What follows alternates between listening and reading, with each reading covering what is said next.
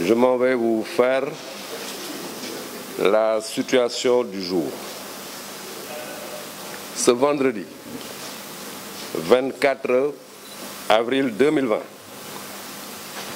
le ministère de la Santé et de l'Action sociale a reçu les examens virologiques suivants. Sur 528 tests réalisés, 66 sont revenus positifs. Il s'agit de 61 cas contacts suivis par nos services et de 5 cas issus de la transmission communautaire. Ces 5 cas sont localisés à la Médina pour 1 cas, à Touba pour 2 cas, à Mbacké pour 1 cas et à Pout pour 1 cas. 5 patients hospitalisés ont été contrôlés négatifs, donc guéris. Ils sortiront de l'hospitalisation tout à l'heure. Il faut noter qu'aujourd'hui, depuis ce matin, nous avons 1 cas grave signalé qui est actuellement en réanimation. L'état de santé des autres patients est stable. À ce jour, 545 cas ont été déclarés positifs au Sénégal, dont 262 guéris, 6 décédés, 1 évacué. Par conséquent, nous avons 276 patients sous traitement. En analysant les données sur la transmission communautaire,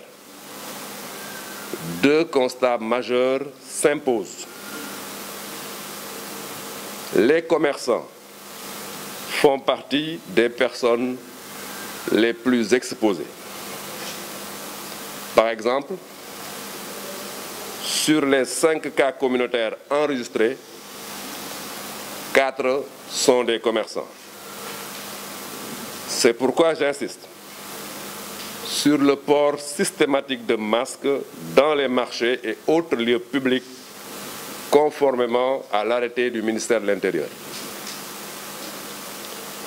Les mesures d'interdiction et de déplacement interrégions ne sont pas rigoureusement respectées par certains Sénégalais. Cette attitude, au-delà d'exposer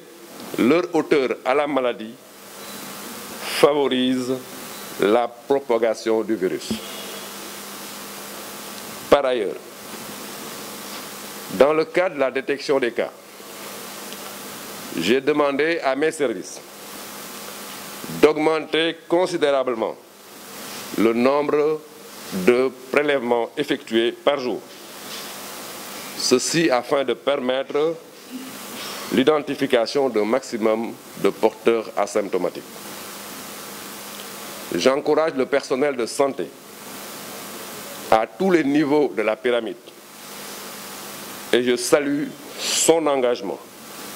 dans cette guerre contre le Covid-19. À ce sujet, j'ai demandé à mes services de renforcer considérablement leurs moyens de protection. Le ministère de la Santé et de l'Action sociale exhorte les populations au respect strict des mesures de prévention collective et individuelle.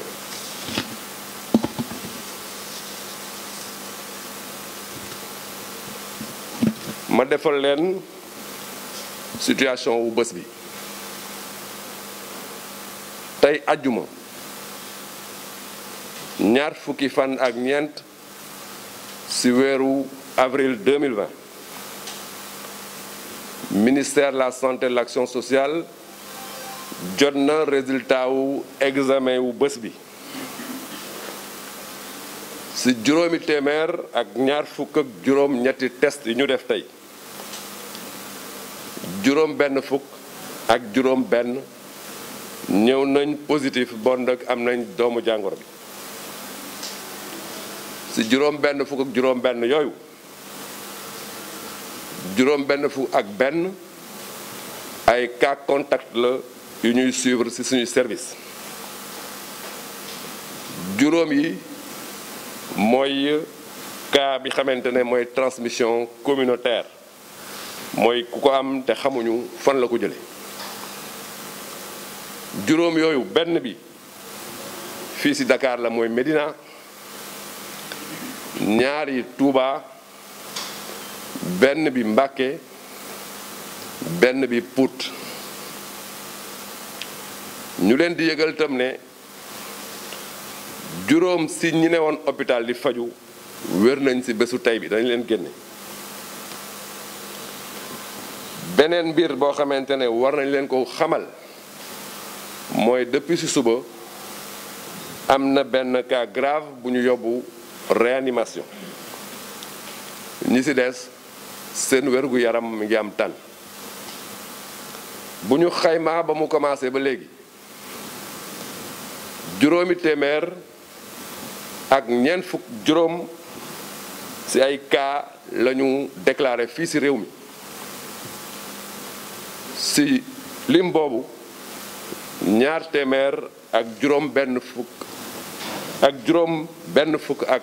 ñaar wër nañ ci kenn évacué nañ ko juróom benn génn nañu àdduna bon dëkk tey ci suñu hôpitaux ñi xamante ne ñu ngi leen fay faj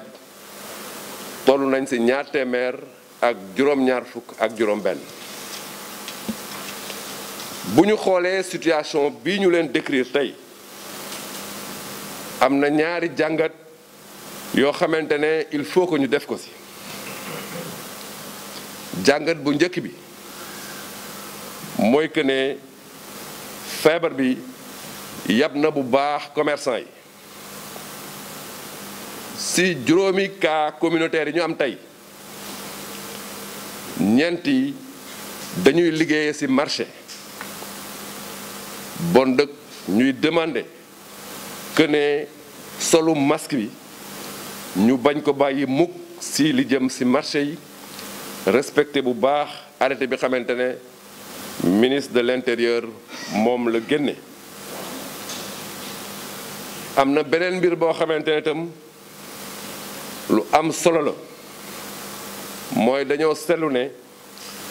jokkalante bi région ak région dakkul ba léegi te loolu daf ñuy ëndal ay tolof-tolof yu mag ci suñu liggéey ñuy wax ne tam demandé nañ suñuy service ñu yokk bu baax a baax prélèvement yi ci cas contact yi pour que ñu mën a ràññee bu baax a baax ñi am feebar bi ci biir te waneeguñu ko ñu ngi encourager bu baax personnel de santé bi di leen féliciter seen liggéey di wax ne joxe nañ ay ndigal yu wér pour que ñu yokk bu baax a baax seen kaaraange ministère de la santé et de l'action sociale mi ngi ñaan population sénégalaise yi ñu topp bu baax a baax ndigal yi ñu leen jox pour que ñu mën a xeex génn Covid-19 bi ci réew mi maa ngi leen di remercier bu baax